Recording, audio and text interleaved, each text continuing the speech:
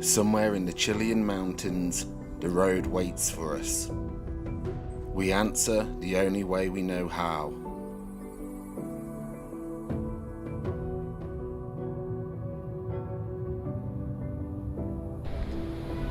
Hey, brother.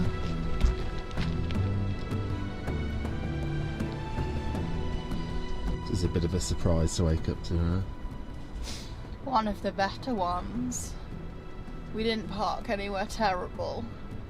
Sometimes we park in the dark and we wake up in the morning and we're like, oh, what a view. Time to get going now. Oh, nearly ready. Nearly ready.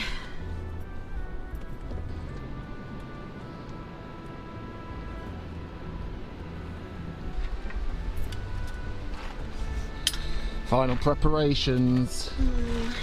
You ready for the Caracoles? The Caracoles don't actually bother me that much compared to coming up the rest of this, because they're really easy to pull over on, to be honest. But and yeah, they're not very steep switchbacks. I probably shouldn't say that, should I? I probably should be like, oh my god, I'm so scared. We fire up Ruby's recently rebuilt engine, and the world narrows to a single sound. We don't say much in moments like this. Beginnings rarely need words. Slowly, we roll away from where we slept, leaving nothing behind but marks in the ground. The road waits ahead, not asking where we're going, only if we're ready. With each spin of the wheels, the journey restarts. This is how our adventure to Brazil begins, fueled by a mixture of worry and excitement.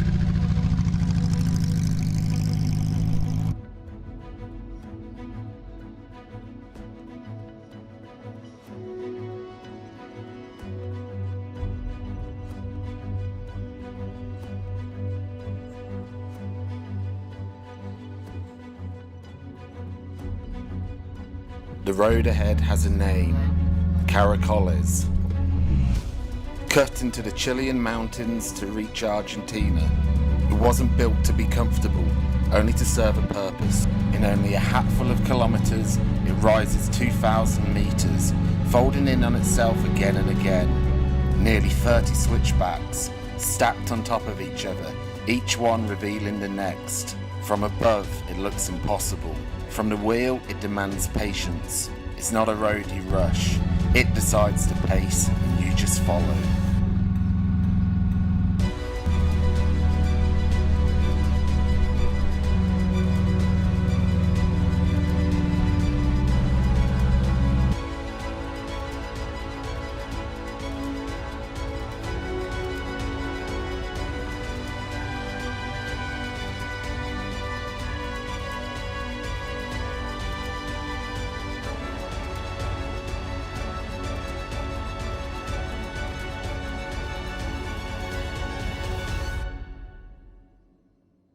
At the top, the road changes. Not suddenly, but just enough to notice. The tightest switchbacks fall away behind us, replaced by gentler turns that still ask for attention, but offer space to breathe. Ruby doesn't hesitate. She just keeps moving, steady and sure, carrying us onward towards the border and whatever waits beyond it.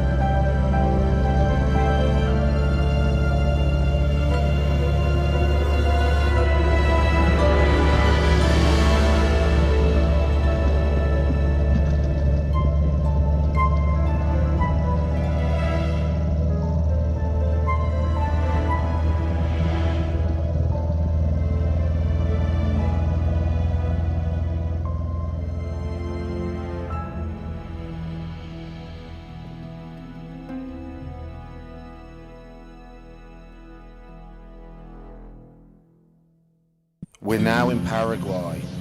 Christmas has just passed and we're preparing for the final drive to Brazil. The roads look different here.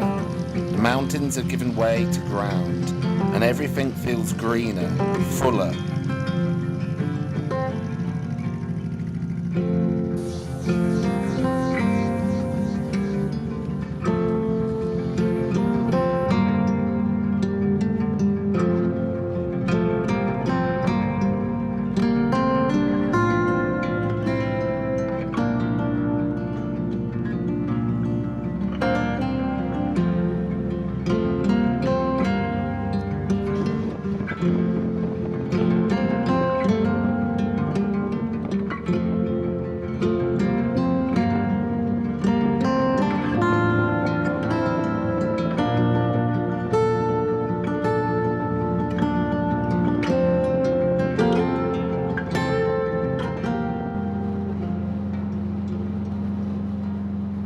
What are you doing? Smell tyre again. Yay. This is not the future. What other issues do we have? We have not quite a misfire, but we have like a weak HT lead, which is making her run really down on power on any hill, and also running hot because of that. It's quite hilly. And it's quite hilly and it's already hot. And then the shock absorber keeps touching the wheel if I go around the corners too fast. And then you can just smell like burning rubber. Oh, and the steering's trying to come apart. Yeah. Happy 2026. They would just spend like 6 months fixing her, and this is the condition that we have achieved. Yeah, but some of those are easy. Parts are on way. Parts are on the way. We have to do 132 kilometres to the parts. And we're trying to keep the cats cool because they're struggling. Yeah, it's very hot. But we only have 132 kilometres.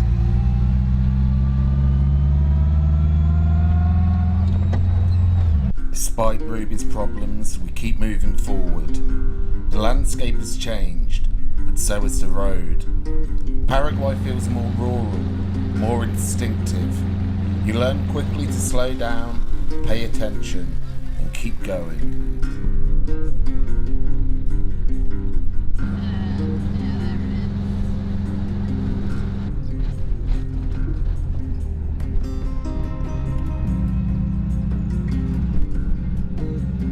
Now where you going? That one. Efectivo.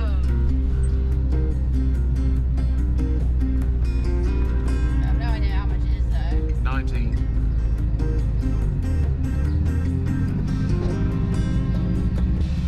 Crazy money here. I can't like achieve the number of zeros. Like this is 10,000, so this is a pound, right? This is a pound. 10,000, yeah, it's about About a pound. Kilo. Buenas.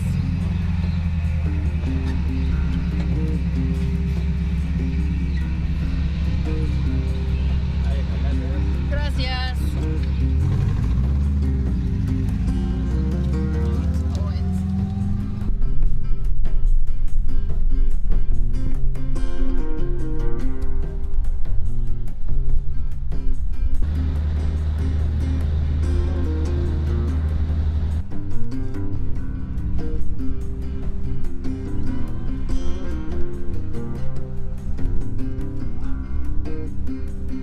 an hour left, maybe. We're okay. We're getting there. We're okay. Better now. Nothing's stopping this VW train.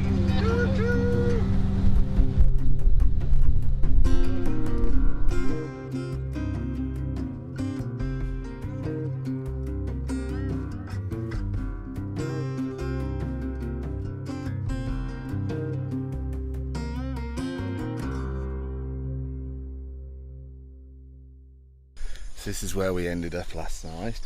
A wild camp spot next to a little lake in a public park. Nothing special, but it did the job. It was super hot and people just kept coming throughout the night, which wasn't great. Didn't get much sleep, but soon we're going to have an air-conditioned room again for 10 days, so yeah, we can recover. I interest you in a cup of tea or something? Ew!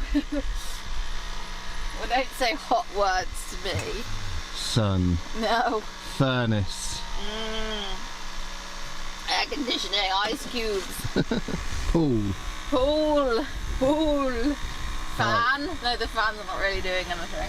We got a 58-minute drive to the Airbnb. The only thing we have to do now is cross the border. You're confident she's going to make it? Oh man, she was so bad yesterday. She was okay until, what, the last half hour? And then it was like first gear screaming up the hills, engine overheating. It was a bit of a drama. I'm hoping that with a cool engine it might run better, and it's just, if it's the coil pack then it could be that, so maybe it'll just... Parts are en route, as we said earlier. Yes, hopefully just get us over the border. And then Ruby can have a vacation as well. Yeah, fingers crossed.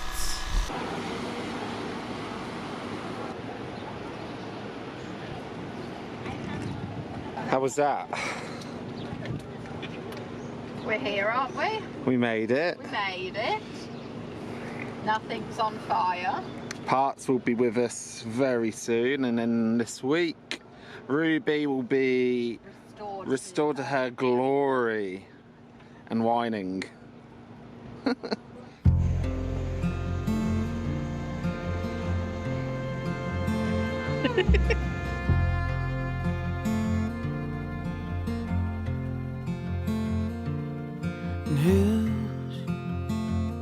Shortly after picking up Willow's parents, we realised we made a massive mistake when entering Brazil.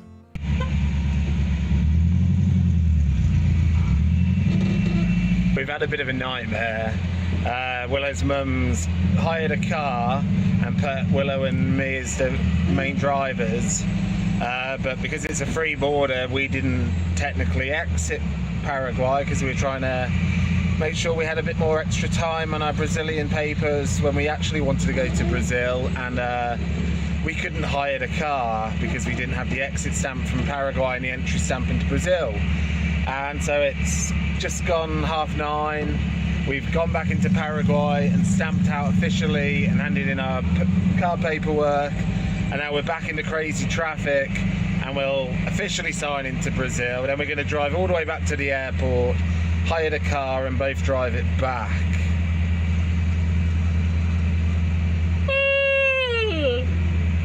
I don't really think there's much else I can say on top of that, really.